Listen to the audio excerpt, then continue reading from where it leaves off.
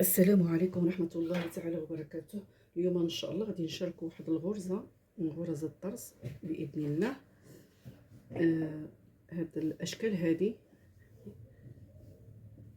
نبداو باذن الله.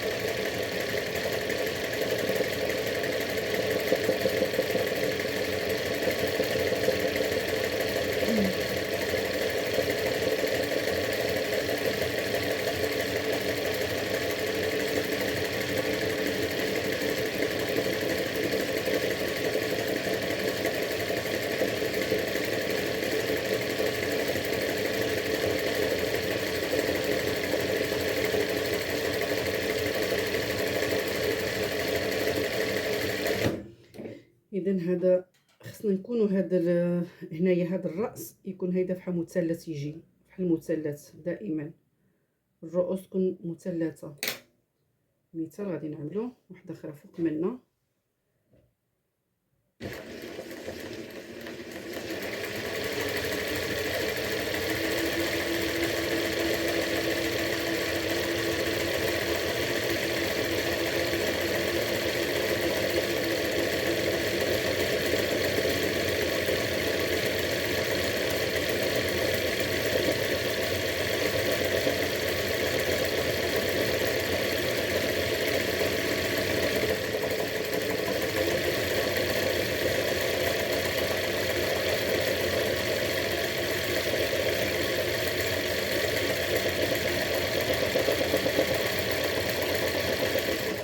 ما يكونش عندي ان الفرق بين لكن مثالي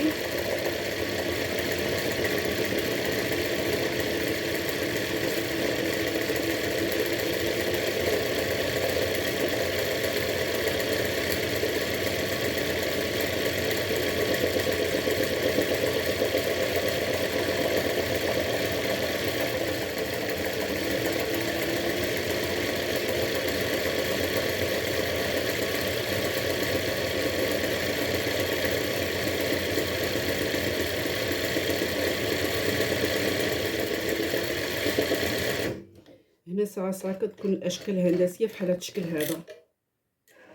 خصنا نكونوا كنعرفوا نمشيو من هنا من هذه الجهه ونكونوا كنجيو من هذه الجهه، يعني ضروري نمشيو من هنا ونجيو من هنا ضروري، يعني كنكونوا كنعرفوا الرشمه كيفاش نجوزوها. مثلا هنا دابا جاتنا خفيفه، دار انا نرجع حتى هيدا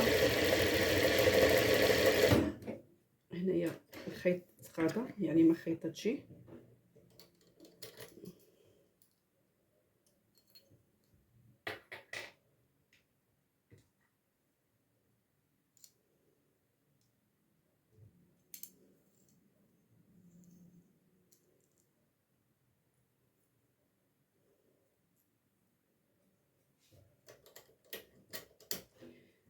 هنا جاتني خفيفه في التوته، لان شحال واحد كيقول مثلا انا ما كنعمرش، لكن انا غير كنوري لكم فقط.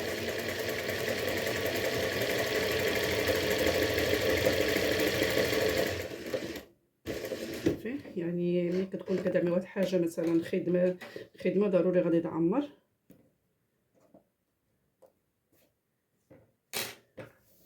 شني غير الانسان خصو يفهم، يكون يطلع في حاله مني هنا ويجي هيدا، واللي ملي يرجع يرجع في حاله مني هنا، ماشي مشكله يعني الانسان كيفهم. المهم غير هاد الرؤوس تكون مثلثه فقط.